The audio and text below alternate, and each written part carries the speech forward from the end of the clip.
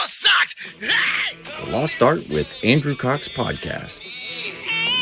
Marine Corps League and Till Valhalla Project Ambassador. Now streaming on all major podcast platforms. Thanks for tuning in to the podcast that's given a voice to our veterans. The Lost Art with Andrew Cox. Hello, my friends, and welcome back to the Lost Art Podcast, that podcast giving a voice to our veterans. I'm your host, Andrew Cox, and today we're having a My Veteran Story with Martin Klukas, Air Force veteran. But before we get into the episode, are you enjoying the podcast? And make sure you go to the website. That's thelostart.podbean.com. Go check us out, see what we're all about. And if there's any way you can help us and getting our veteran voices out for all to hear, please do so. Also, big shout out to the Till Valhalla Project out there doing some amazing things. If you don't know anything about that that organization, go to their website, tillvalhallaproject.com. And also, big shout out to the Marine Corps League. If you're a Marine out there and you're a veteran, you want something to be a part of again, then the Marine Corps League is for you. So go check them out. That's mcleague.org.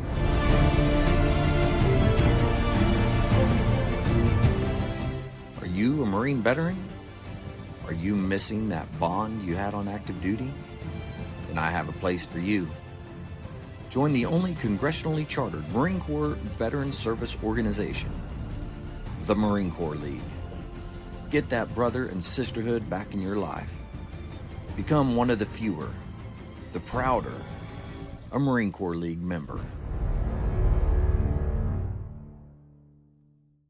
All right, with that, I got Marty. Marty, how you doing? Every day's a bonus, Andy. I love it. Every day's a bonus. Yeah. Well, hey, I'm excited to have you on. It's going to be great to hear your story. Very interesting story. Being in the Air Force, but serving a lot of your time with the Army. So you get the best of both worlds, maybe. I look at it that way, I suppose. Amen. Well, let's go back to the beginning for you. So where did you grow up, and then kind of what drew you into the military? I grew up in a real small town about 40 miles north of Lambeau Field, Coleman, Wisconsin.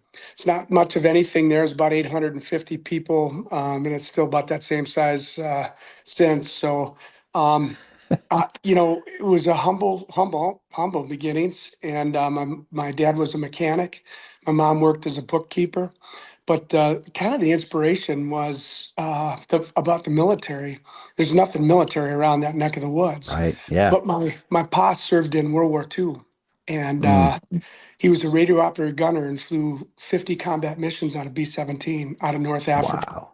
And anybody knows a little bit about the B-17, we made about 12,000 of them during the course of the war, and over 4,000 of them were lost to combat. So Wow. you didn't have a really good odds doing 25, much less 50. But Dad got a little lucky when he was drafted back in 41-ish, 42. He volunteered, and he said, "We need some flyers." And he volunteered, raised his hand, and he was like, "Oh crap!" So he went off to the West Coast, picked up a B-17 from Vega Aircraft Corporation, because there were so many different manufacturers of the B-17. Boeing was the principal, but there were so many other makers, and I think it was in Burbank, California.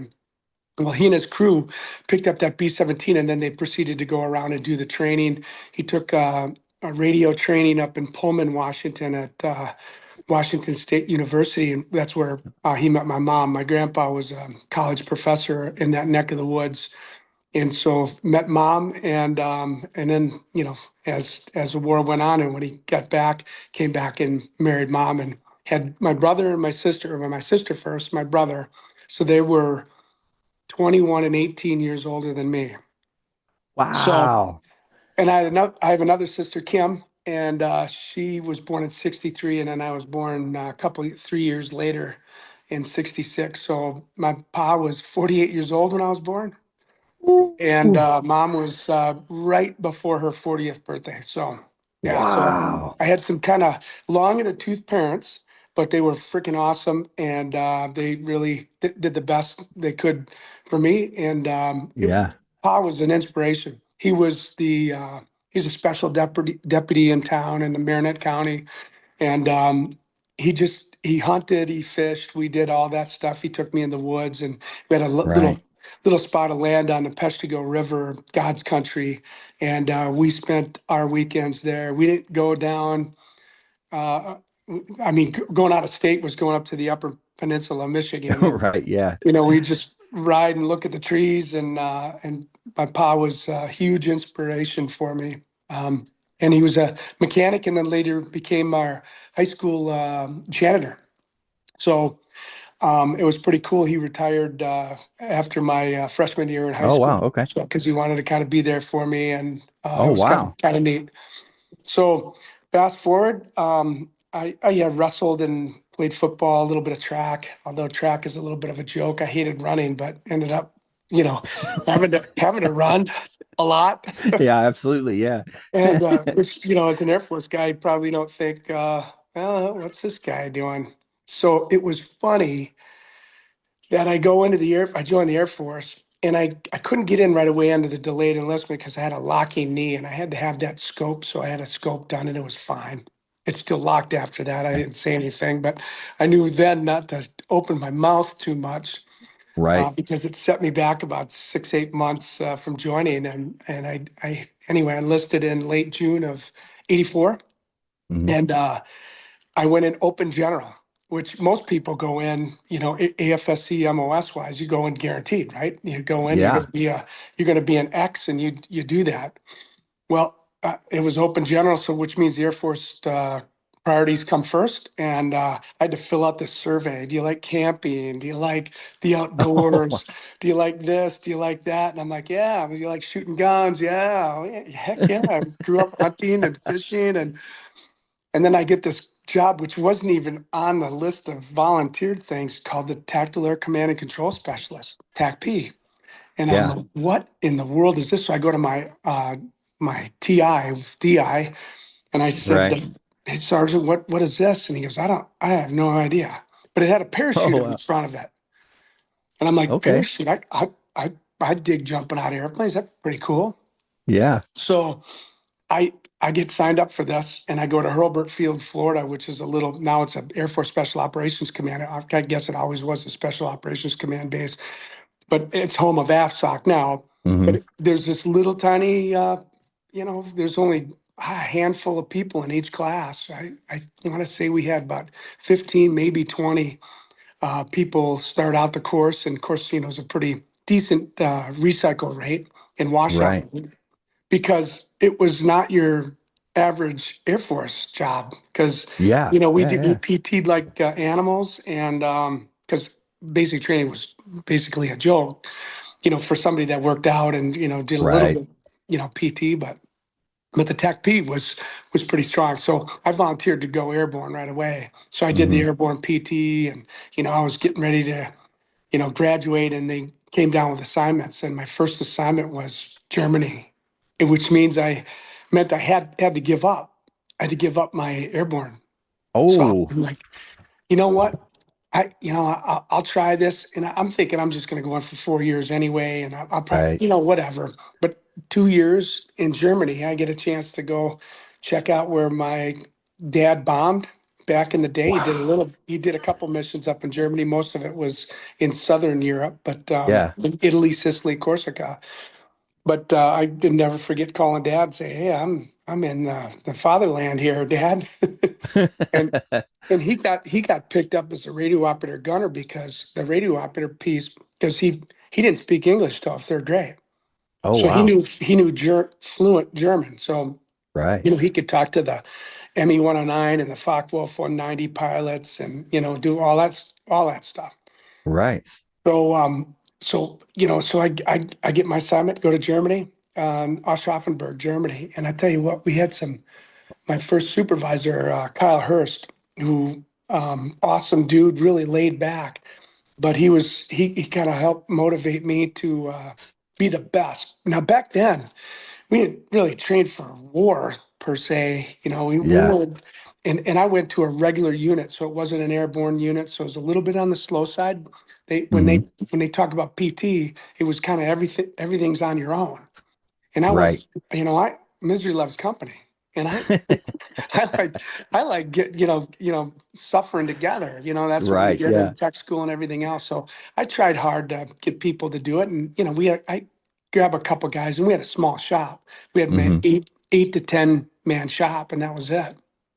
And there were the things to do were to shine, right? So Yeah.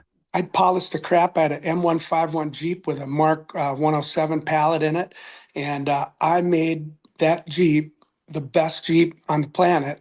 And I learned my job how to be a radio operator, Dad was a radio operator back in the day, and then I Yeah. decided I was like, Dad, I think I'm really close to what Dad did, except I'm not flying. Yeah. So, he was a gunner. I got to shoot, weapons all the time. And, back then we had 38s and then Hmm. 45s. And then, of course, later on the 9 mil. And we had these old Gal 5s, which were, Vietnam vintage. They didn't even have the Right. forward assist on them. So, Oh, when the wow. Army was getting a M16, Hmm. A1s, A2s, we were stuck in the old world. But anyway, it was a very formative assignment Hmm. because I learned the task at hand, and I strove to be the best.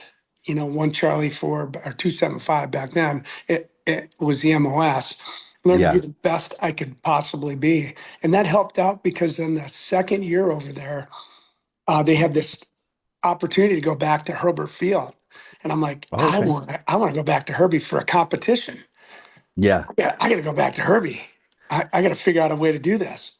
Well, if you win this thing or come in first or second place, United States Air Forces in Europe sent teams back to participate in the worldwide 275 competition back then. Now it's called Lightning Challenge. But Okay.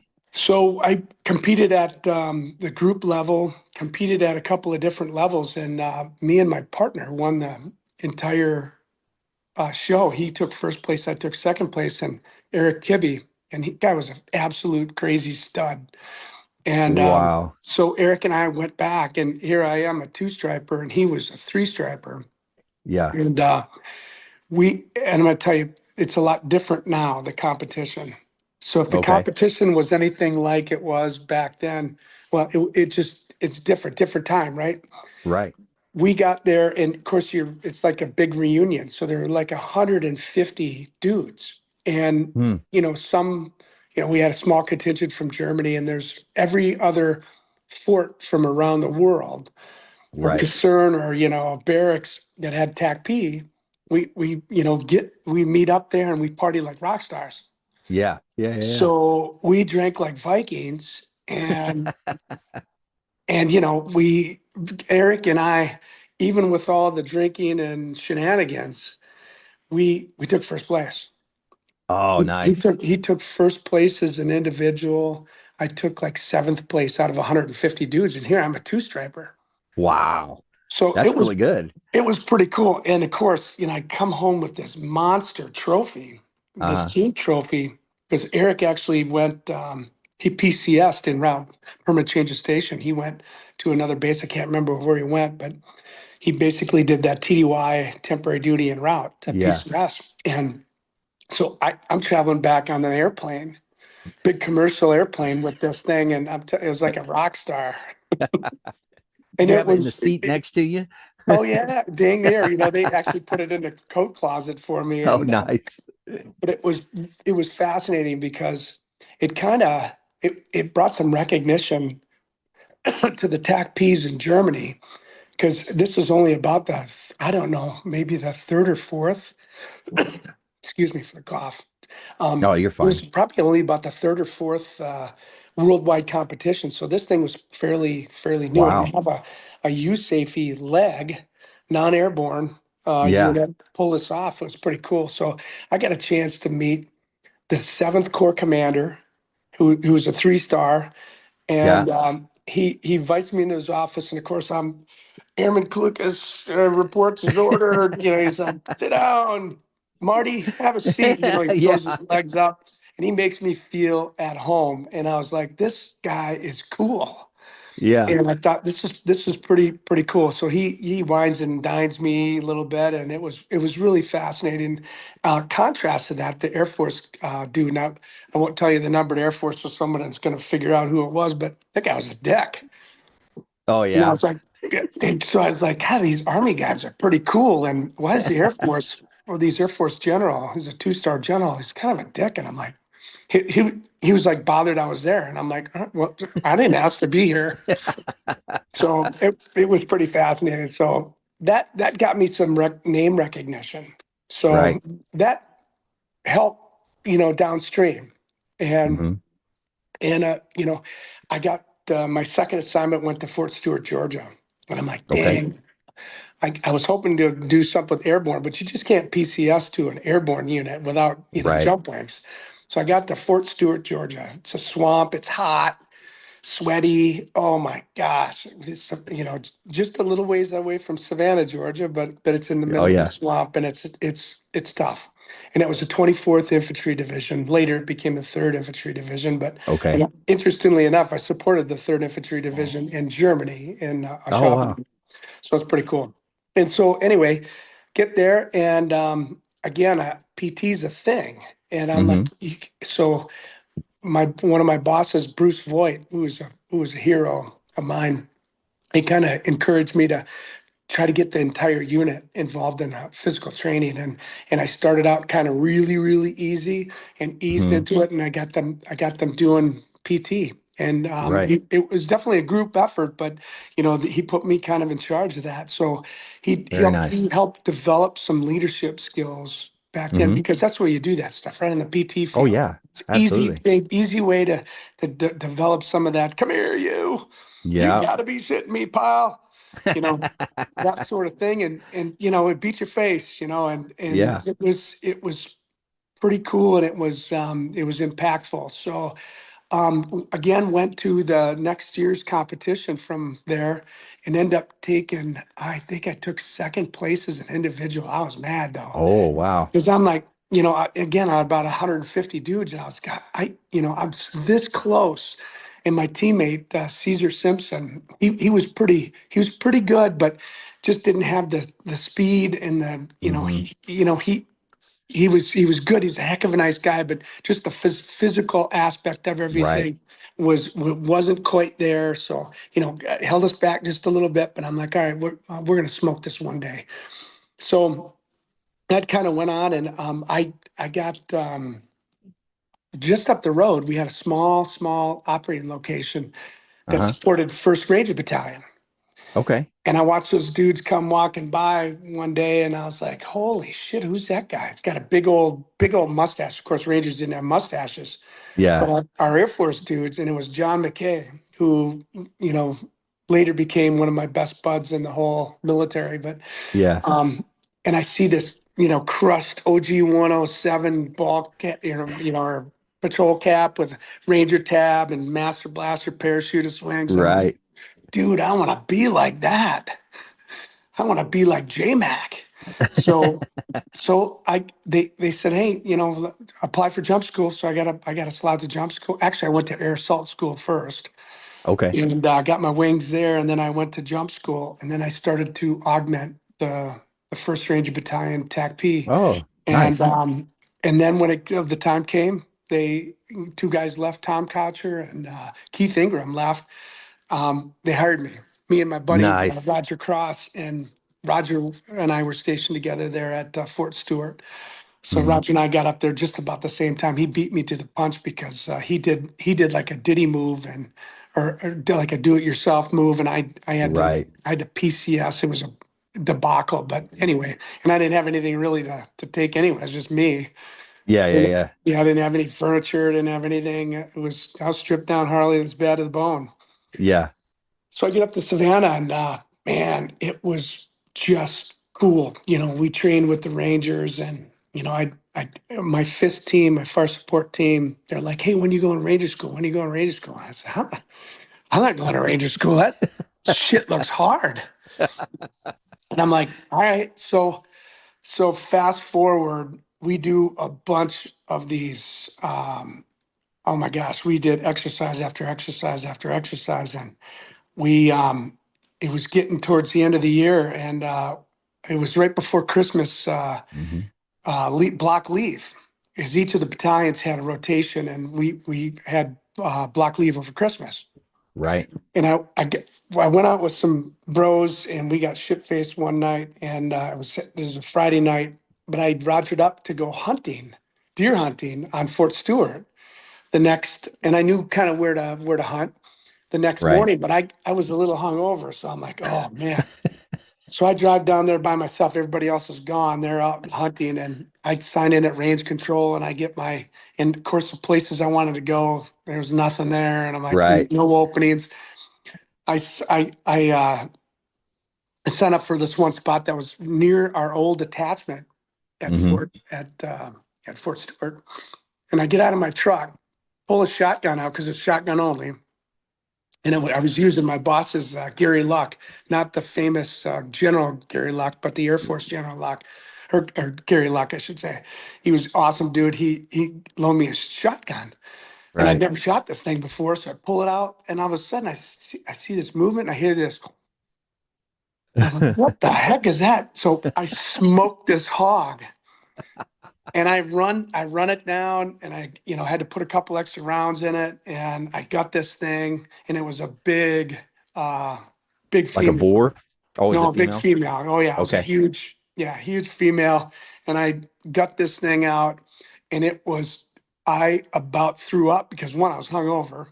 Yeah. And I had a gut shot too. One of them was Oh, yeah, well, it was pig was running, and I never shot the shotgun before, so a lot of excuses. But yeah. suffice to say, I gut shot this thing, and it stunk like god awful. Well, I found this monster tank track that was Yeah. full of water, and I washed it all out, threw it in the back of my pickup truck, and I pull up to OP1 where all my uh, Kurt Fuller, who was General Fuller. He was my company commander, Uh-huh. but not at that particular moment. But he later became my company commander in Bravo 175. And then Gary Luck, and there were a couple other dudes there. And I pull up, and they said, "Hey, Mark, did you get anything?" And I said, "Yeah, I shot a hog." And they said, "You did not." I open up the bed, there's this hog. Well, I get back to Savannah, and I take it over to J-Mac's house, and J-Mac and I string it up because it was pretty cold. It was December, Yeah. mid to late December there, and I we hung it up, and Yeah. that night got a phone call, Bravo notification.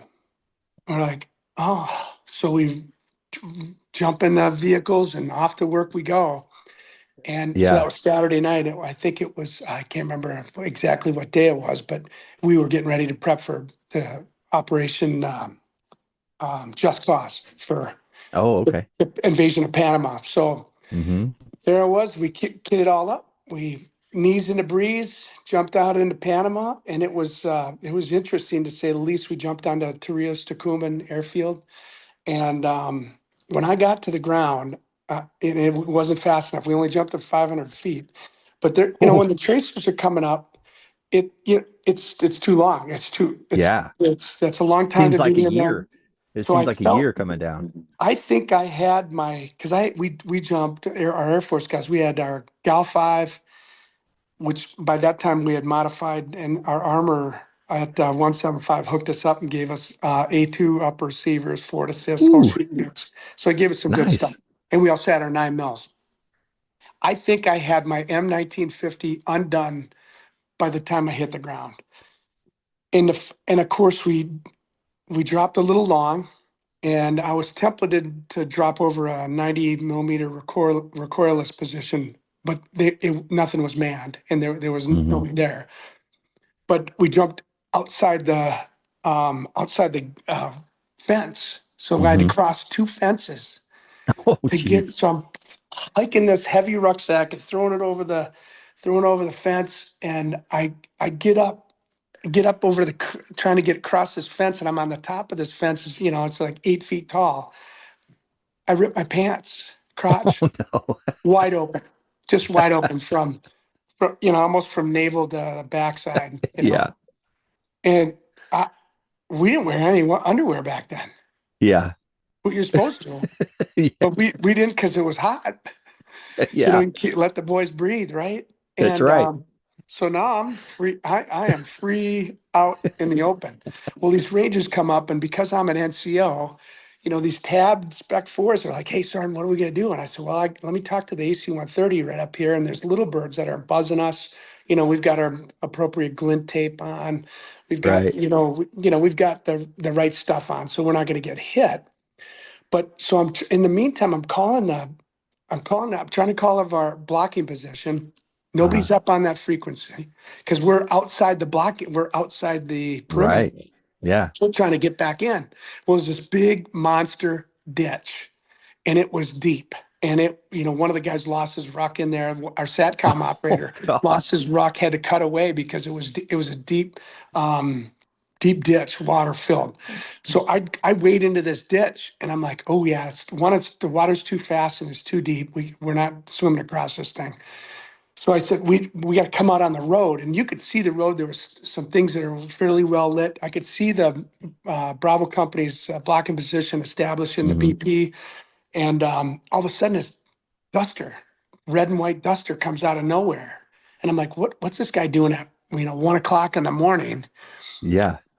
Well, lo and behold, someone from the main CP, the battalion TAC, called to engage that duster with the 105 howitzer. Well, we're 40 yards away, maybe Oh 50 yards away. no. That first round comes down, and I'm like, son of a biscuit, this is going to suck. Well, then the whole BP opens up and they're all shooting right over the top of our heads. So we're Yeah. getting as small as we possibly can, going, Oh my please, gosh. let's not die by frat here. Yeah. And it smoked the guys in the duster. They got out, ended up running over a parachute and got stuck. And they got out of their vehicle. Once they got out of their vehicle, They got him. Yeah. they smoked them. And Wow. so it ended up wounding a couple of our Rangers too. They Mm. took a little bit of because everybody was so close to it. I Oh mean, yeah. that BP was only about 20 yards away, and when you put 2 rounds of 105 down, there's a Yeah. little bit of directional, based on the orbit of that gunship. But man, it's yeah, it smoked the dude. So anyway, we do a passage of lines and bulldog, Uh-huh. bulldog. That was our running password. So you know, we all get in, and I said, you know what? As I'm sitting in the CP company CP, and our Bravo company had all of the full responsibility. I just said, you know what? I've been kind of faking learning how to do this patrolling thing. I had patrolled many, many missions, in Yeah. different places and jumped in and figured out how to do all that stuff. But I want to know what these guys know. So I'm going to Ranger School. So Nice. so we clean up from Panama. It was basically about a 2 week thing. We had some fun stuff going on, and I'll never forget. Gary Luck called us on Christmas Day. He called us into the tower, and there was Uh-huh. this little room underneath the control tower at Tucuman Airfield. He had found a pallet full of champagne. Oh, no kidding. So we're in this little tiny room, and it was probably 5 foot, 5.5 feet tall. So he couldn't stand. I couldn't stand up. Right. He pops the cork on that. Of course, there's still gunshots going on because 82nd jumped in after us, and Yeah. he pops the cork, and everybody's what about jumped out of our skin. Now we got champagne on all over us, and I'm like, oh my Oh my gosh. God. But so we did a little toast to Christmas Eve and Christmas with some champagne, and we probably weren't the only ones that found some of that champagne because Oh it was yeah, a I'm gallon sure. full of stuff, everything. But that was pretty cool. Some memorable experiences. And we did a reconnaissance, 72-hour reconnaissance mission up in the mountains looking because we needed something to do.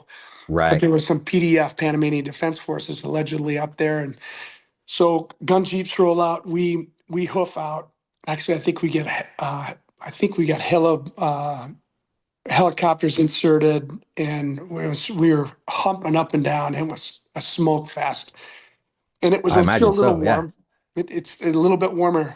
Back up for our sustained airborne training at Hunter Army Airfield. We had Uh-huh. snow and ice, something Oh that they my. hadn't seen there for a long time either. So we went from freezing, just Yeah. freezing, to when they open up those doors to jump out. freaking hotter than two rats doing it in a wet wool sock. It was something. But Oh, that's awesome. yeah, so we go out on this 72-hour mission, and we are getting a resupply. And I go out with Fister and a couple other guys from Bravo Company from the CP, Uh, and we're in this, and we got NVGs, and I'm gonna tell. I had PVS fives. I still had fives, oh and a wow. couple guys had sevens, the newer sevens, but my Right. PVS fives were marginal at best, right? So I'm scanning, I'm like, oh man, these are Vietnam era stuff, right? We didn't have the high speed stuff yet. And and all of a sudden we hear this crunch, crunch, crunch. So we all lay down, we get into an ambush formation where, you know, head to toe, head to toe, head to toe, there's about five of us. And this Cuda Monday jumps on the top of us. And you want to talk about funny, we all jump up and scream, ah! That thing was probably more scared than it had ever been, and we were a little terrified. And then we started laughing because we were like, well, here we thought this PDF was sneaking up on us, and this big old raccoon-looking thing is right there in our midst. So it took kind of a serious situation, and it made us laugh quite a bit. So that was fun. Oh my So gosh. went back in then it was August '90, Okay. and well, shoot, back in July of '90, I decided I needed to go to Ranger School. So I went to Hmm. Regimental Pre-Ranger, ran faster than I ever thought could ever run, because that's what they want to do, is they don't want anybody failing that's been through the Right. Regimental Pre-Ranger course. And got into Ranger School, and it was uh, it was something. It is a suck fest. And Yeah. the bad news is it's just so freaking long. And it's longer if you're try to over engineer it. So the first phase, I Uh, got cellulitis in my knee, and I didn't get recycled. I got caught it early on. Went to mountain phase. Well, I humped up and down mountain phase, and I'll tell you, I was a do-gooder. I wanted, because I was hmm. an Air Force guy. I stood out like a sore thumb. I was the Oh only yeah. Air Force dude in my class. So you got all these whoas. Well, there's a couple SEALs. There were a couple Hmm. SEALs with us, but as an Air Force guy, it's just tough. It's Oh tougher. yeah. Yeah, yeah, yeah. I had black name tapes and everything, and it still didn't matter because that U.S. Air Force is a lot longer than the U.S. Army. Very true. And so I tried to excel in everything and help out, and I overdid it, right? So I was a Hmm. point man. I was really good with a compass. I grew up in the woods, and I just loved doing that sort of thing. So, Right. um, I it was fascinating, and I recycled the mountains. And Tony Oof. Nunley, one of my Ranger buddies, he was a sergeant first class. He pulled me aside when I was on recycle break, and he said, "Hey, Marty, you got to take care of yourself. You got to go through that woods like you're a glass ballerina, and don't break." He says, Yeah. "Don't grab stuff. Don't be a bull in a china shop. Sit back and watch, listen, and learn. You're good enough. You're gonna figure it out." And it's tough because when you recycle into a different squad, Hmm. you're the new guy, Yeah. You have and to then learn everybody it, at that point. you got to learn everybody, and you got to do something. You got to pony up. So I learned how Yeah. to steal sleep. I learned how to, you know, grab a couple of dudes and do the best you can. But then you got to back off every now and then and not be the Yeah. Bravo team leader. Not put your foot feed to the floor. So went through Mount Phase the second time, no problem. Went Hmm. through Florida Phase back when they had Florida. Actually, they still have Florida. Went through Florida Phase, no problem. Although Hmm. my buddy, my Ranger buddy, and I fell asleep on patrol, and we got busted. And the RIs were diming us out, and they actually talked the other guy. He was a armor sergeant first class. Uh-huh. They talked him into quitting, and I said, Really? you're not gonna get me to quit. I fell asleep. Yeah. I screwed up. I'm sorry, but you're not Yeah. getting me to quit. You're gonna take me out of here with a freaking pine box. So I think that level of enthusiasm, they just backed off and said, okay, you're go. And Yeah. so went to Desert Phase. Man, back then they had Desert Phase out in Dugway, Utah. And I'll Oh, tell wow. you Okay. what it harsh environment because it was Uh-huh. snow. Again, it's not something they get, So I went from a summer ranger to a winter ranger, Yeah. and I was like, the first RI ranger instructor comes up and he goes, "I hate Air Force. You're not going to get to go on my patrols." And I'm like, "You mother chicken." Uh, and he was a little dude. He had a Napoleonic little, Yeah, yeah, yeah. he had a problem. So I'm platoon sergeant right out of the gate, graded patrol. And kick ass, take names. I've done this now one, two, three, four times, and I'm Yeah. good with this. You two patrols in every rated patrols in every one, and I got to go on all my other patrols except for the Right. first one in mountains. And he gives me a no go, and I'm like, son Mm. of a biscuit. So you got to get one go before otherwise you're not graduating. Yeah. And sure enough, I got the last patrol, and it was live fire. And Okay. usually the live fire is one of the easier ones. And Mm-hmm. I trooped up and down that line. I kicked ass, took names, and he gave me a no go. And I'll tell you, I had to reach way down deep inside because Wow. I got no goed. My second recycle from a guy that just didn't like the Air Force, and it had Yeah. nothing to do with my knowledge, skills, and ability, and that just pissed me off. So I still wasn't going to quit, but boy, I tell you, man, I was like, oh man, I had to dig way, way deep down inside. I said, I can't go back to battalion without a tab. Yeah. You know, Mm-hmm. I, I'm one of three Air Force dudes, and one's got his tab already, and myself and Roger didn't have our tabs. I Yeah. said, I got to do this. So I hung out and got the next patrols, next company, easy Yeah. peasy, got my tab. And by this time, Saddam had entered Kuwait. Did what he Right. was Yeah. doing, and I was thinking the whole time, if they muster the Ranger battalions, I'm out of here. Mm-hmm. And Yeah. that'll suck. But I ended up graduating, and it was great. And I put on a little bit of weight. I put on Uh-huh. 40 pounds in 20 days after Ranger school. Problem was, 40 is I pounds. 40 pounds in 20 days. The Wow. problem is one, we had block leave right after I graduated. Mm. So it's off for like a week and a half, 2 weeks. And then I got back and well, the craziness is your body after starvation. Mm-hmm. I was about 195 pounds lean, mean, kill machine going in, and I was Yeah. down to about 160, 165. Nothing would stay on. I was just a little guy. Well, then you put on a little bit of weight through because in wintertime, you're going to get a little bit Mm-hmm. more chow and everything else. Well, little did I know how badly that will affect your body doing that starvation mode. And I was on a seafood diet. Everything I saw, I ate. Yeah. I swelled up like a tick. My head was like this, and never forget my mom. She's like, "Hey, how'd you like a cookie?" And she had a big platter in her car, and we're going somewhere. I was home on block leave, and I ate the whole platter of cookies, and I could shit through a screen after that. But so yeah, so I on Christmas Day I stepped on a scale and I was 220 pounds. I went from about 180 pounds to 220, and I said, "Holy crap!" Well, it wasn't easy getting off, and then all of a sudden. Wow. So January rolls around. I go to run my first PT. We had a small shop. We go for a run. I ran for about 100 yards. I was like, holy shit, I Mm. can't because I'm so used to walking. We didn't run in Ranger School. You just run to get in, and then you just walk.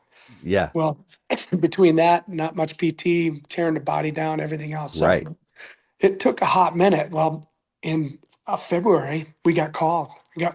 We went to the Ranger Ball, first batch Ranger Ball, and right before the ball, Mm-hmm. my boss calls me and goes, "Hey, Marty, we're going." Gary Luck. He goes, "We're going to Iraq. We're going to Saudi for this invasion." Okay. And I went, Yeah. "This is awesome, great." He goes, "But you can't tell anybody, and nobody else is going. It's just you and me." And I went, Oh, "What?" dang. And they said, "We're just taking one company." Well, at the time, the CG um, didn't use a lot of special operation forces.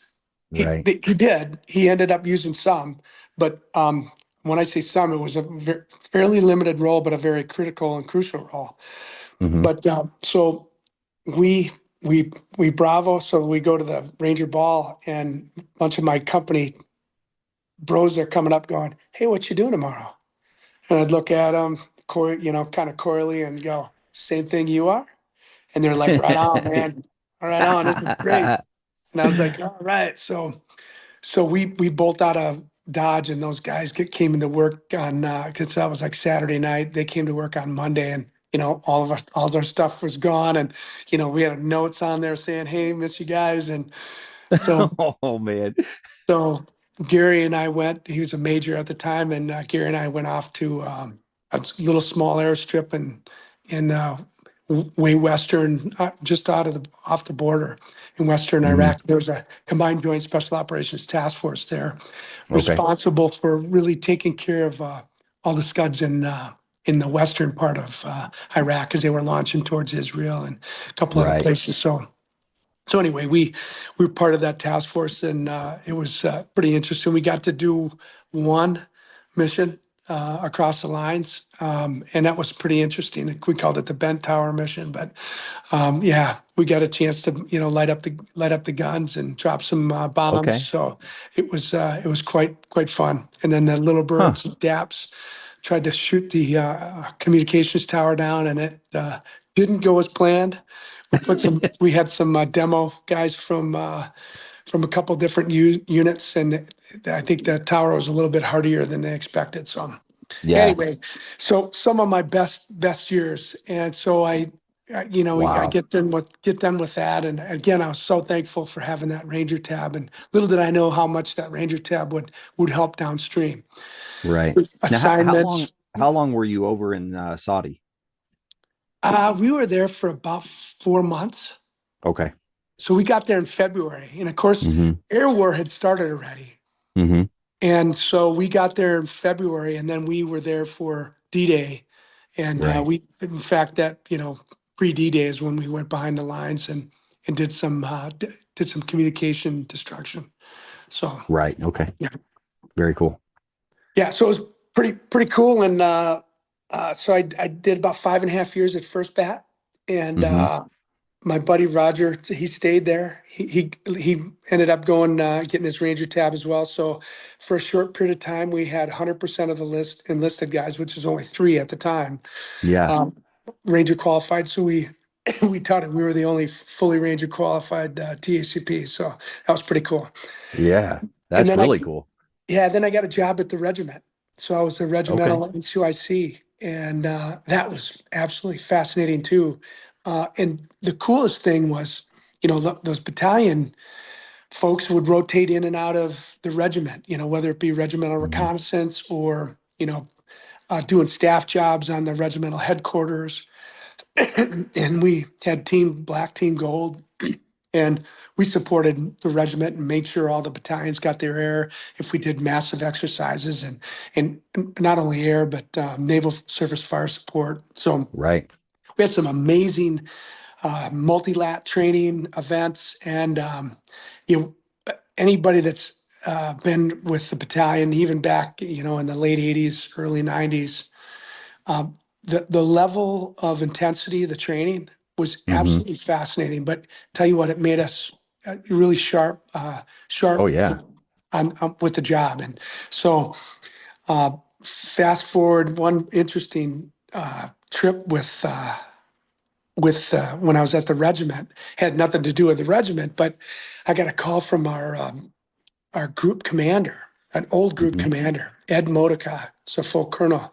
And he goes, "Hey, Marty, you got a stew?" And I said, "Sure." Just classified phone, So I jump on Hmm. the stew, and I was the only one in the shop. It was like the army took so many days off, like a Friday and a Monday. They almost had almost. Oh yeah. I'm not going to tell you but once a month you'd have one down day on a Friday or Yeah. something like that. So it was a Friday, I think, if I remember right, or either that or it was a holiday. And Colonel Modica calls me up and he goes, "Hey, Marty, I need you and three other guys. You pick the guys. I need you to fly down to Key West."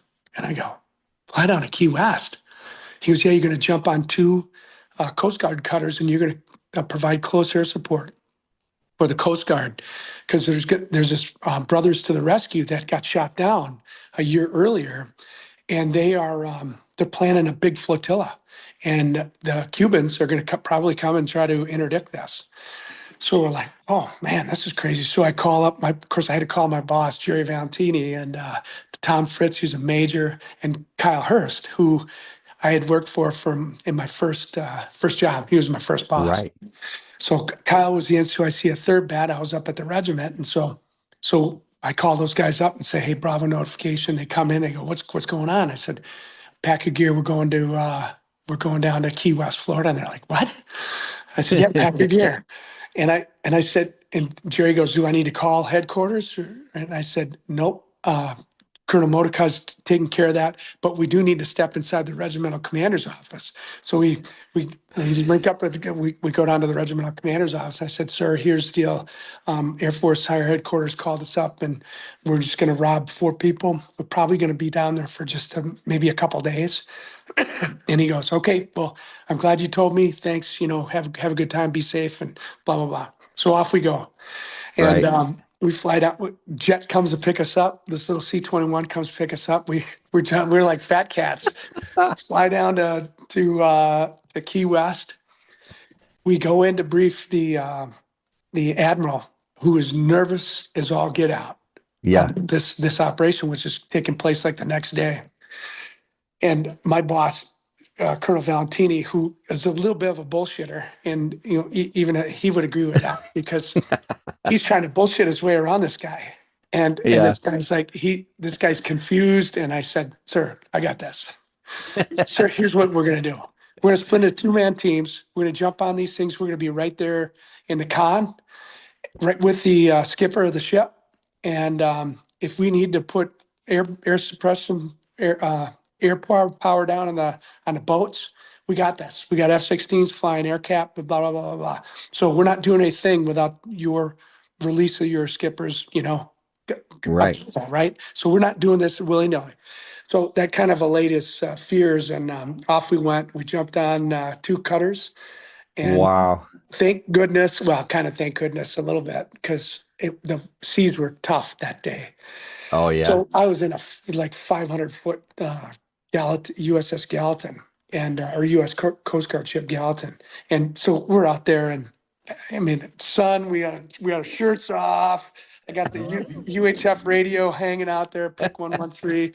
I'm talking to the F-16s and we're watching this flotilla, and it doesn't get anywhere near. But we had some boats on the horizon, which is no big deal. Yeah. They kind of stayed off and watched their stuff. So we hung out and for the next couple of days down in Key West, Florida, and just yeah, we were fat cats. It was pretty cool. So Wow. we didn't get a chance to drop or smoke any Cuban boats, but it was a large time. So it was cool. Well, I mean, you're on basically suntanning on a Coast Guard ship out there and having a good time. So nothing wrong with that. Yeah, yeah, it was pretty cool. It was pretty cool. And Wow. so anyway, so I'm at the regiment. We're doing an airfield seizure somewhere, and this big Air Force full colonel steps up, he taps me on the shoulder, and he goes, "Hey, Marty, you're coming to my unit." And I looked at him. He's with the 24 STS Special Tactics Squadron. I said, "Sir, Uh-huh. you realize that there are no TACPs in your unit?" And he goes, "I know that. You're going to be the first one." And Oh wow. I said, "Well, I thought there was an assessment and selection." And he goes, "We're bypassing all that. You're going to get orders here. You're coming. You're going to be mine." He goes, "I want you to run my fire shop." And I said, "All right. Well, this is a great opportunity. This is a special unit, special mission unit." And boom, off I Oh go. And yeah.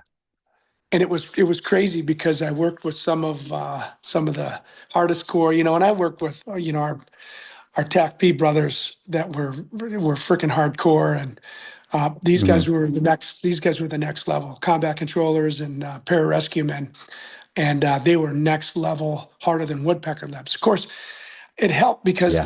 I was Ranger qualified, and Hmm. one of very few Air Force guys Ranger qualified, and and the name again, that name recognition was kind of huge. And a backup when I was at the regiment, Uh-huh. um, my I went to that worldwide lightning challenge again because I said Hmm.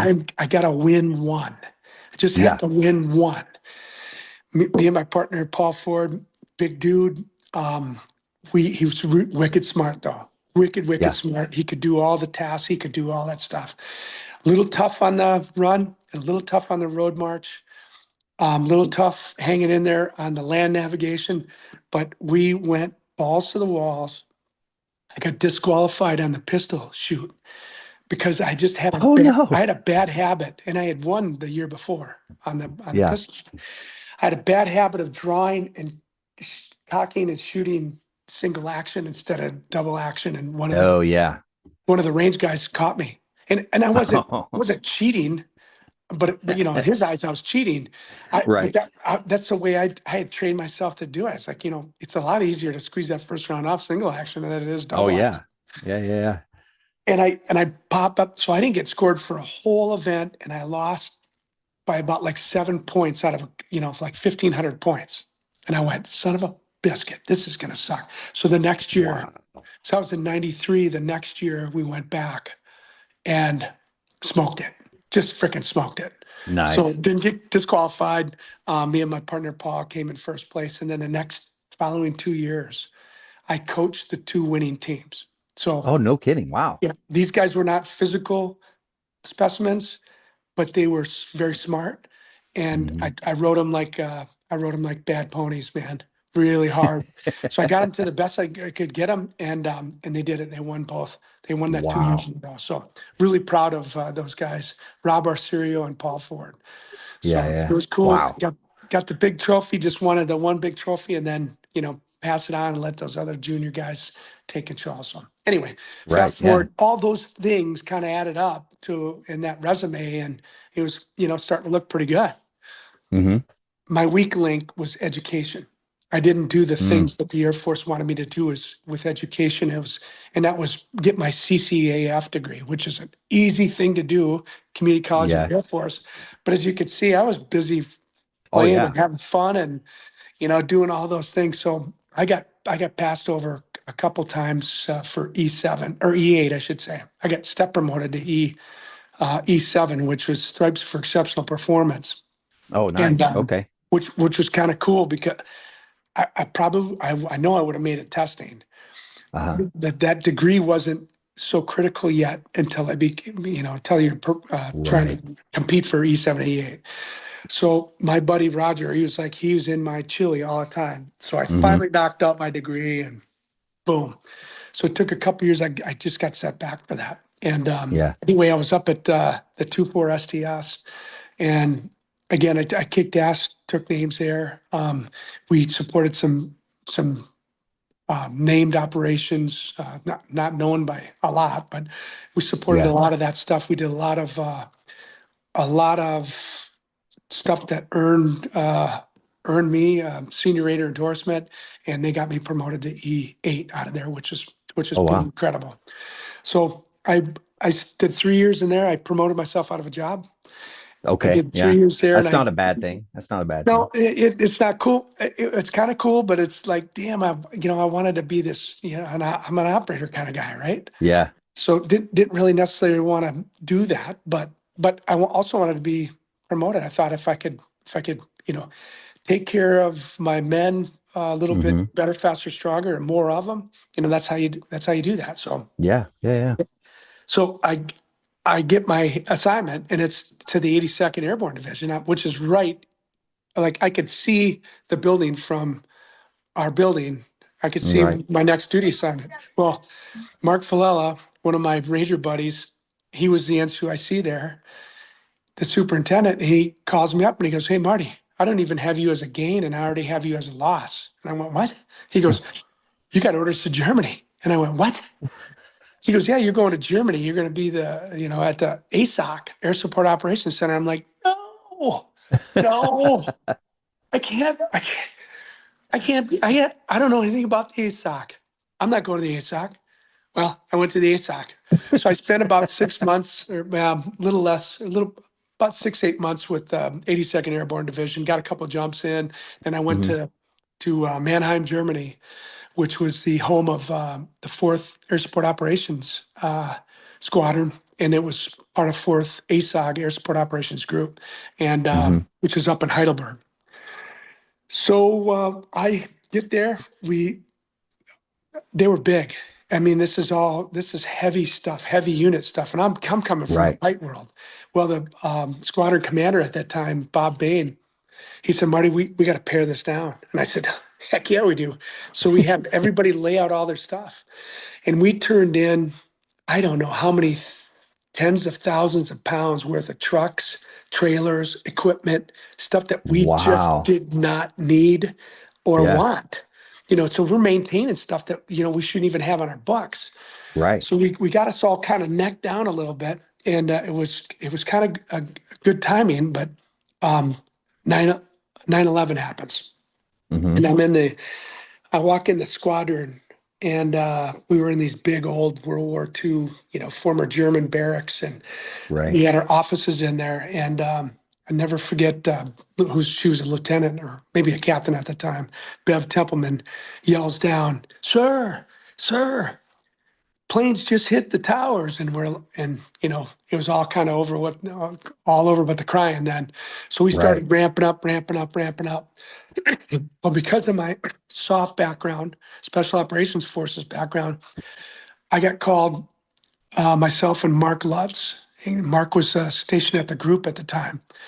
So we're going to PSAB, Prince Sultan Air Base in Hmm. Saudi Arabia. And this is December of '01. They had already Okay. done the operations. They're bombing. They're doing everything. Well, it was time to rotate out the special operation liaison element. So we got TACPs that knew how to run air business, right? Right. So there I'm in the AOC, the Air Operations Center, and I'm like, holy crap, this is crazy. Well, the cool thing is, soft was the only game in town. So if I looked like I was busy, they're watching me. You got like 200 sets of eyeballs on you. Yeah. So if you started doing the Merc chat, this little classified little chat room, if you started Right. doing this, they were all looking, going, "Hey, Soul, what's going on? Stand by, sir. Hey, we're gonna need some airplanes." And we had stacks of, stacks and stacks of airplanes. How about taking that Right. stack right there? Blah blah blah. You heard the guy. Get him. So it was fascinating, and the AOC commander, who was a AF center, CENTAF commander at the time, was General Mosley, and I got to brief him quite a few times. So Okay. now I'm starting to get all these connections with the names and that places, Right. and being fairly successful. And so all that served, again, at a later date. But so And you're still E8 at this point? I was in E8 Yeah. at that time. Okay. Yep.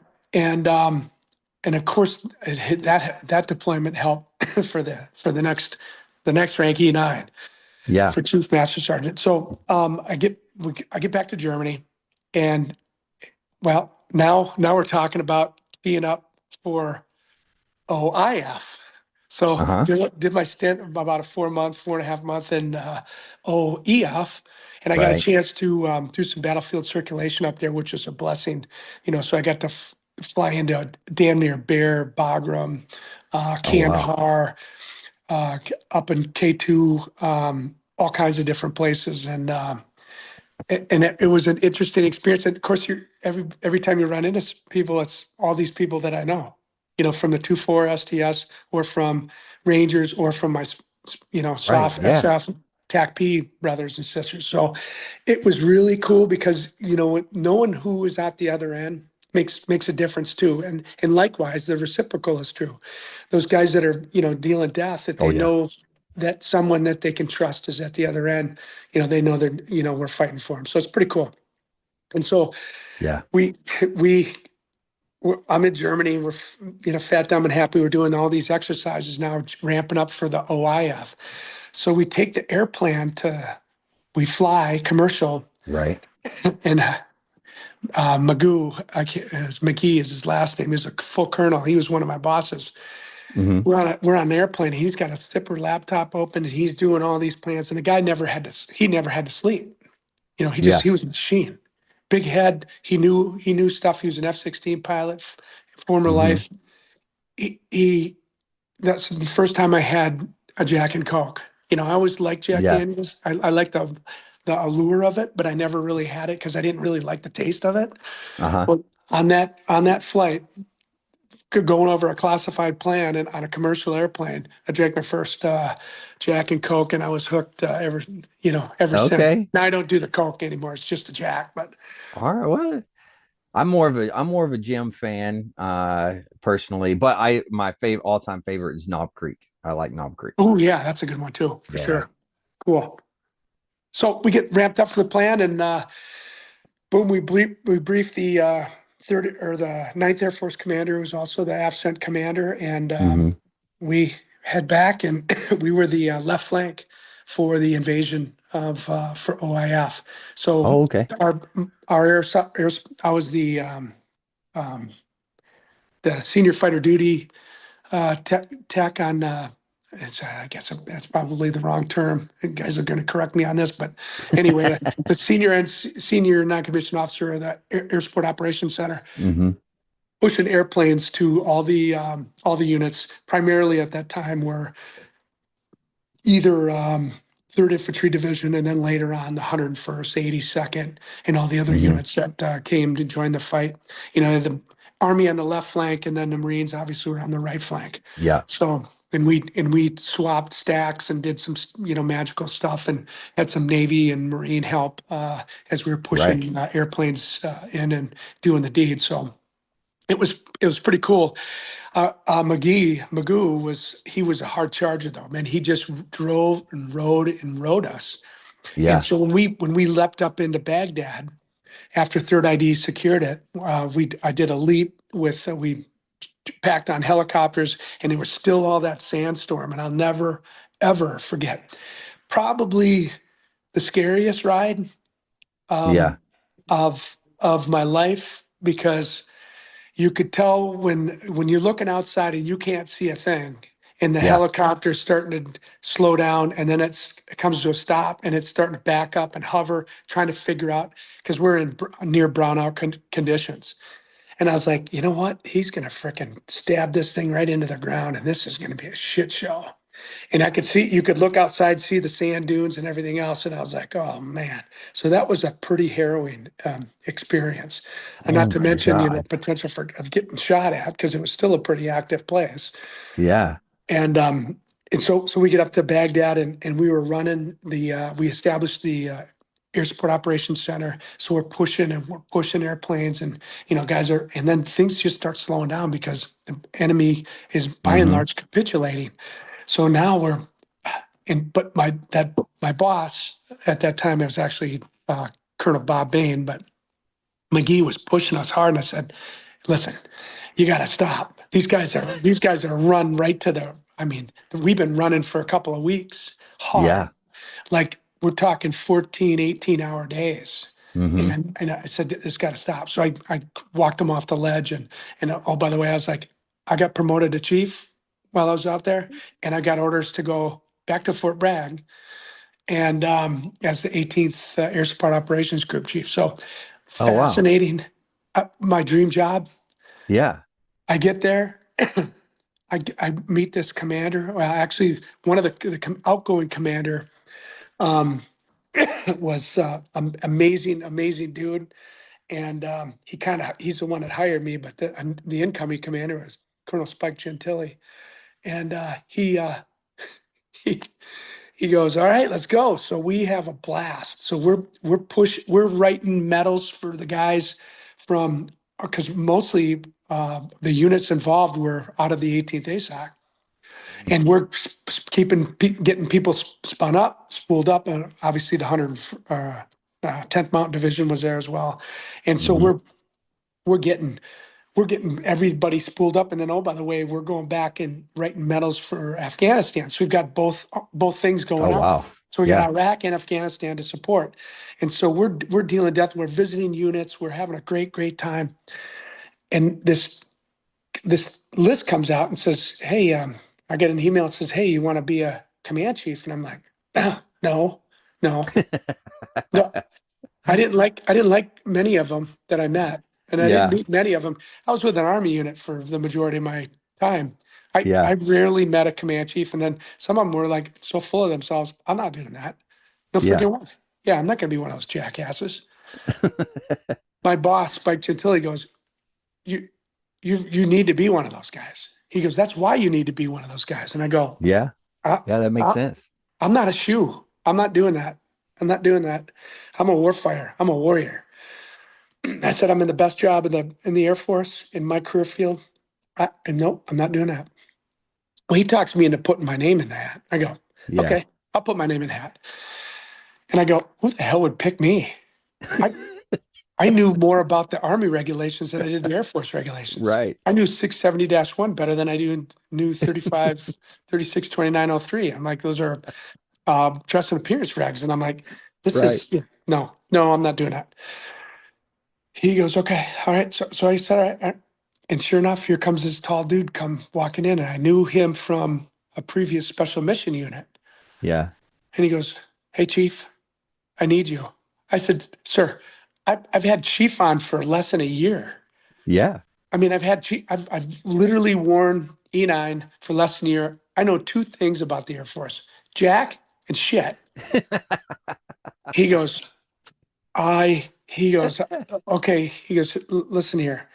He goes, "We're flying C-130s in and out of Kuwait. We're going into Afghanistan. We're going into Kuwait, or we're going into Iraq. We're putting boots on the ground. We're doing this." And I need a warrior that's been there and done that, that has instant credibility with all these combat crews, these air crews, and they're all the crews and, ground crews and all that other stuff. And I'm like, "You son of a bitch. He's playing on my freaking heartstrings." Okay. So I'm scared shitless. Yeah. I go, "Okay, all right, I'll do it." And I went Yeah. to the 386 AEW Air Expeditionary Wing and as a command chief, first Right. first gig. And I tell you what, I had a freaking blast, but I was Uh-huh. scared. I was scared shitless. I said, "Someone's going to come up and go, this guy doesn't know anything. He doesn't know anything about the Air Force." Well, I learned quickly. So some of those grooming assignments, Uh-huh.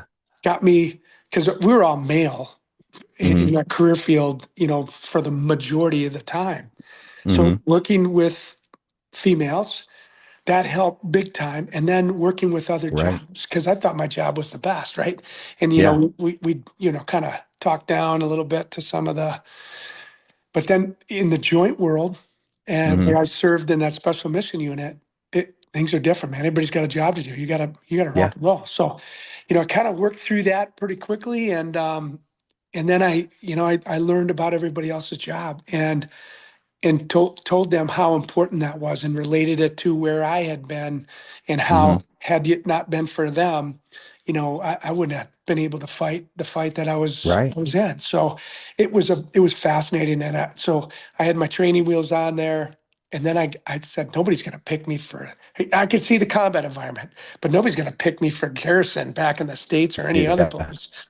And sure enough, I had two wing commanders that did a little Yeah. Yeah. dogfight. They did a little dogfight over me, and the one won. And I went to the 388th Fighter Wing in at Hill Air Force Base, Utah, which No is kidding. cool because I Okay. spent two tours of Ranger School out in Dugway, which is just a couple miles down the road, Yeah. in the Utah Training and Test Range.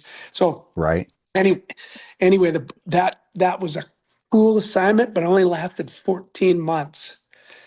Because again, my boss goes, "You need to go, No kidding. you need to be bigger than this." And I go, I'm big. I'm big. I feel big now. You don't have to push me." He goes, "No, no, you're good. You need to do this." And I'm like, "No, no way, not gonna do it." He took me the second day I was there, he took me up in his F-16, because he has his own jet, right? It's a family model, so it's a Yeah. Yeah. Yeah. two-seater.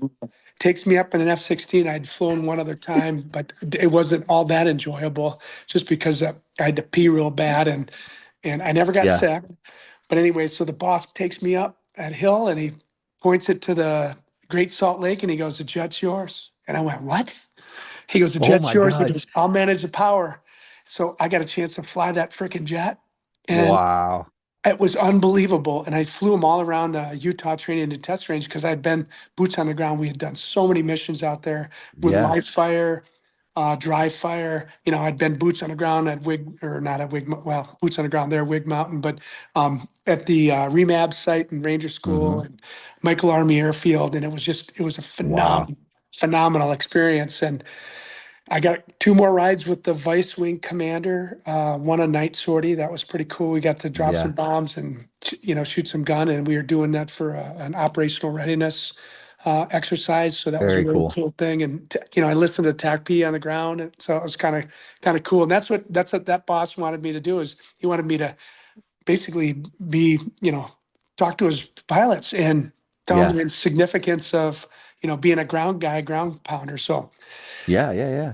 it was fascinating. It was fascinating. And then he gave me a Finney tour because he's the one, he sold me down the river. He goes, Yeah. you got to be a numbered Air Force guy. And I said, I don't have to be anything, sir. I said, I love it here. This is great. Great. If this were my last assignment, it would be fantastic. Yeah. Well, he got me to go over to Germany. I interviewed with General Rod Bishop and a big strapping dude. He was airlifter. And Hmm. I didn't do much airlifting except a little bit of C-130 stuff in Kuwait, Right. but it was all about the people. And he wanted to take care of people. And I said, "Sir, if you're cool with that," because I haven't met many general officers that I really liked. Hmm. And how do you tell him that? Because I'm Yeah. interviewing him as he's interviewing me. And Right. but I said, "You know what? This guy's he's pretty cool. He's saying all the right things." So I go to eat at his place that night, and I took him a bottle of wine, and gave his wife a hug, and it was all over but the crying. So Yeah. I thought, this is a job I was trying to throw, Hmm. and he took me, and I said, "Shit." So I left there, and that was at Ramstein Air Base in Germany, and oh my gosh, we had so much fun, and he was on his way out. He was having to retire. And I said, "Well, I got to find another job because, again, nobody's going to pick me. Right. I'm Yeah. looking for a Yeah. 3-star general, but this ad comes up, Combined Joint Task Force Horn of Africa. Oh wow. Okay. Oh, this is pretty cool." So I said, "Hey, can I put in for this, boss?" And he goes, "You know who the commander is, right?" And I said, "No, I don't even know where freaking Djibouti is. I thought Djibouti was on the backside of your pelvis." And I said, "No." He goes, "Phil Green, Admiral Green." And I went, "Oh shit, he was our deputy commander for our joint task force certification." So we had done a joint JTF Yeah. certification, which Brian Battaglia and all these Hmm. guys that in the joint world would fall in on, and General Gary Luck, and I mean all these mentors, senior mentors. And Right. I'm like, "Admiral Green." So I call him up and I go, "Hey sir, you hiring?" And he goes, "Marty, do you want this job?" And I said, "Oh, yes, sir." And he goes, "Are you sure?" And I said, "Oh, like you set me up." I'm like, What are you talking about?" "Yes, I want it." And he goes, "Talk to your bride. Call me back tomorrow." And I said, "Okay." So my package goes in, and it's a nominative process and everything else. But Yeah. so I call back Admiral Green and I go, "Hey, sir, I'm in." And he goes, "Are you shitting me?" I said, "Nope, I'm not shitting you. I'm coming there. If you'll have me." He goes, "You're hired." Oh wow. So the sitting CSAL, command senior enlisted leader, he was a Navy SEAL, and he was not happy because he had laid out all this process, and he was trying to Yeah. get everybody racked and stacked for him. And Admiral Green just bypassed all that and said, "I know, Marty Klukas, you're coming." Yeah. Yeah. So I spent a year with a lot of Yeah. misfit toys. Yeah. Not gonna lie, a lot of misfit toys in Djibouti. I mean, you got two fights going on. This is kind of the third fight. And I Yeah. use the air quotes because we were doing some damage over there, but it wasn't, it wasn't super sexy. Right. We had some other special mission unit folks on the base, but I'm not tied in. But because of my clearance, I'd been read back in on a few Hmm. things, and we're like, all right, cool. I'll never forget the pirate, the pirate mission. Yeah. Yeah. All these things are escaped me, the names and everything else. But we had Marine 53s there on the base that were ours, OPCON to us, but we were doing the pirate transfer, Hmm. and the sole survivor, right? So Right. the Yeah. the team debriefs us on what had happened and everything else, and this guy's doing a transfer. Well, this FBI jet pulls up on our ramp, and out walks this big strapping dude, and he comes up, and so me and my admiral are standing there, and he looks at me and goes, "Hey, Marty, how's it going, man?" Gives me a big hug, and it's Lance Keppel from another special mission unit, Yeah. that I served with. And talk about a small world. I Yeah. traveled with the admirals. I had two at that time, or I'd not at the same time, but had one Admiral Green, and then the other one escapes me. He's a great dude. Everywhere I travel, he's like, Hmm. "Do you know freaking everybody?" We go into different embassies in East Africa, and they're like, "Hey, Marty, what's up? How's it going?" I'm like, "Ah, how's it going?" And so it was fascinating. It was a fascinating tour, and there I am going, okay, well, now it's time to retire because Yeah. there's no way I'm going to get another job out of this. I mean, I kind of knew my way into this job. And the vice chief of staff of the Air Force calls me, and I didn't even know who that was.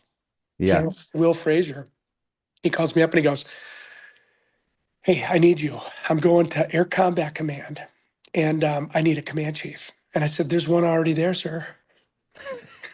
He says, "No, I don't want him. He's been there for a while. I want you." And I said, "Sir, you don't even know me." He goes, "Well, yeah, I read a lot about you." I said, "Don't believe everything you read." He goes, "Well, I heard great things about you." And I said, "Don't believe everything you hear either."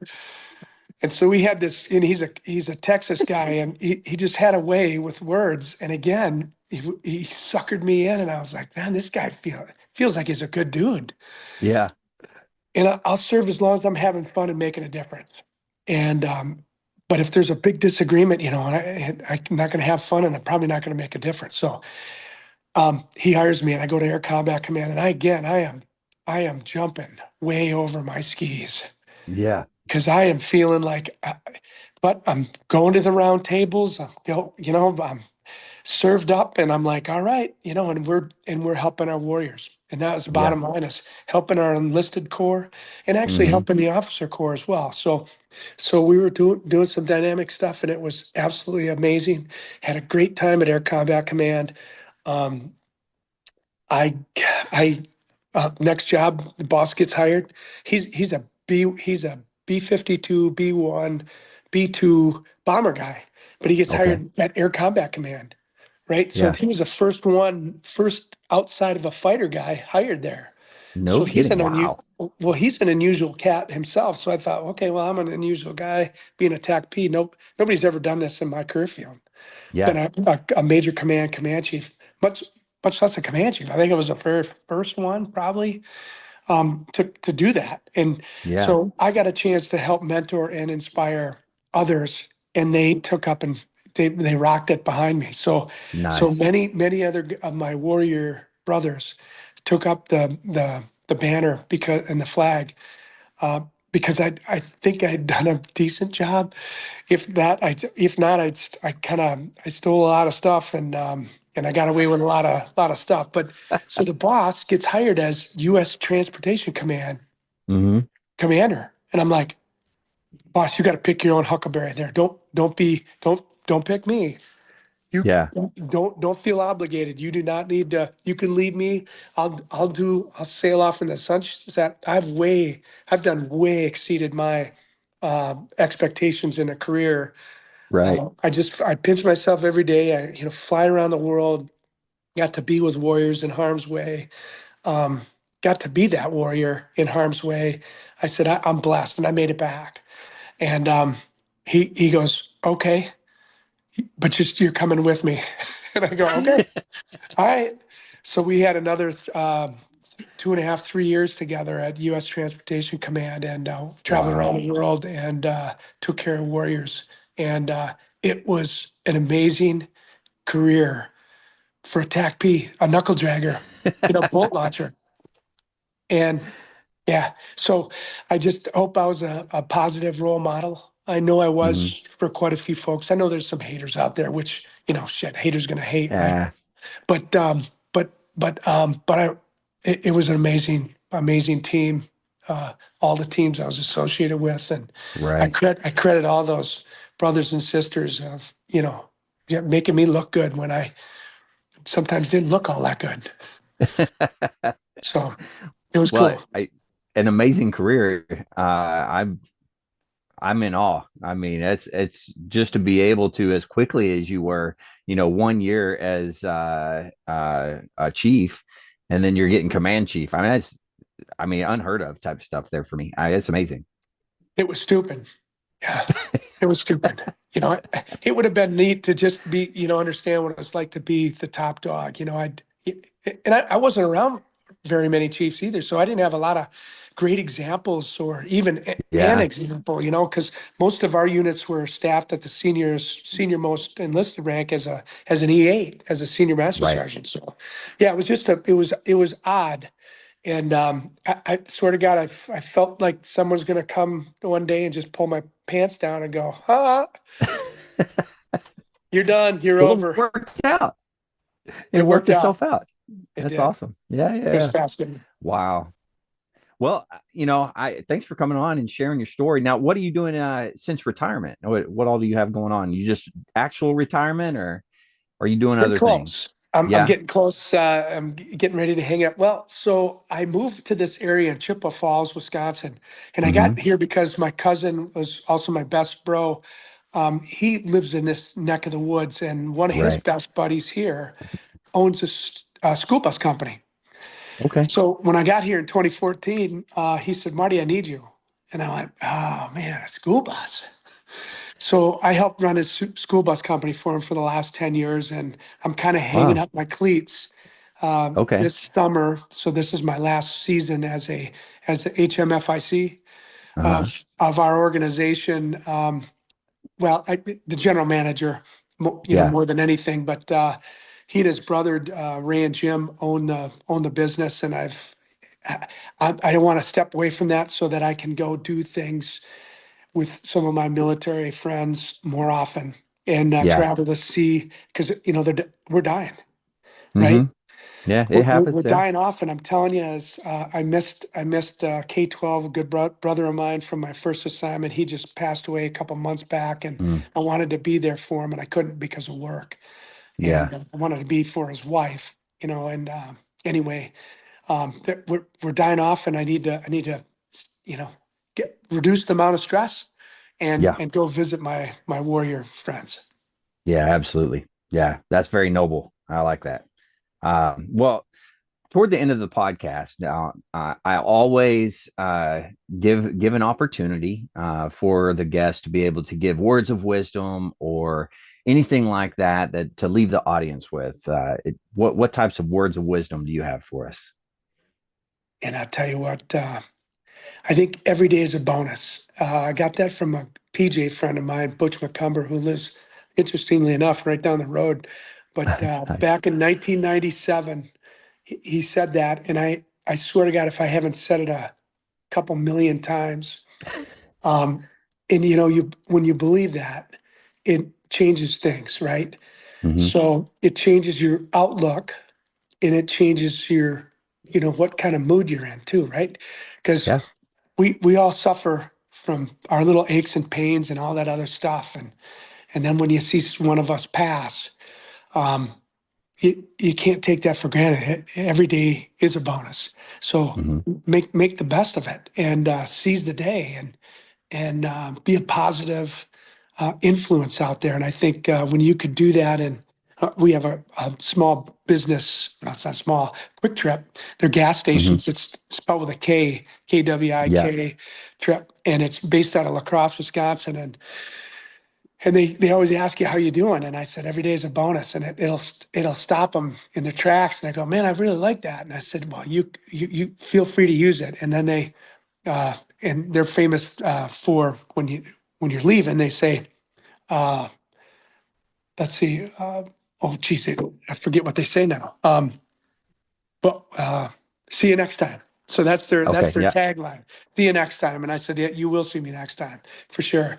But it's you have an impact, and Hmm. when you come from a good place and you say those positive things, it makes a difference. Everybody's watching. Yeah. So I think those are little words of wisdom. Is every day is a bonus, and seize that day and make it a bonus, and make somebody's life special, even if it's for a couple of minutes. Yeah. Man, that's good. I like that. That's awesome. Well, hey, Marty, thanks again for coming on and doing this. I truly appreciate it. You didn't know me from anybody, but through Sergeant Major Battaglia, you were gracious enough to do this. So thanks for doing it. Incredible story, and I'm sure everybody's going to love it. But thanks for doing it. Thanks. I'm just a fortunate human being to run across a bunch of great Americans. Absolutely, yeah. And I got lucky enough to be able to run across you. So it's the bonus continues. Hooah! But hoorah! Yeah. Yeah. So, well, I end every show and I talk about veteran suicide and encourage people to reach out for help when they need it. But it's very important to me. And I know this happens way too often. But for all the listeners out there, if you're struggling, you need help, anything like that, don't forget that the VA does have some great resources. You can always dial 988, press option one. You can always text 838-255, or you can go to veteranscrisisline.net and click on the chat icon. Any of those options will put you in contact with somebody that can help you out. But remember, one veteran life lost is one too many. I care about you. I know Marty cares about you. The whole veteran community cares about you. So please reach out for help. And if you're out there, you're not struggling, reach out to the buddies that you served with and ask them how they're doing. And if they need that helping hand, please give it to them. All right, Marty, one last time. I appreciate you. Thank you very much. To all the listeners, stay motivated, change your socks. God bless. All right, let me hit the stop.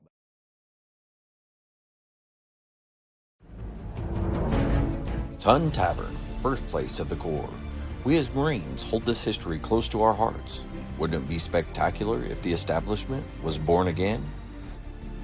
The Ton Legacy Foundation, a nonprofit 501c3, is taking the task and is looking to the Marines to once again save the day. Help the Lost Art podcast in raising funds to help get the Ton built once again only 100 yards from the original establishment in Philadelphia. We are looking for Marines to donate $25, representing the upcoming 250th birthday of the Corps. Spread the message and help establish the Ton, a place for Marine brethren to gather and remember our historic beginning. Go to the Lost Art GoFundMe page and donate today. The Ton Legacy Foundation, reestablishing our birthplace.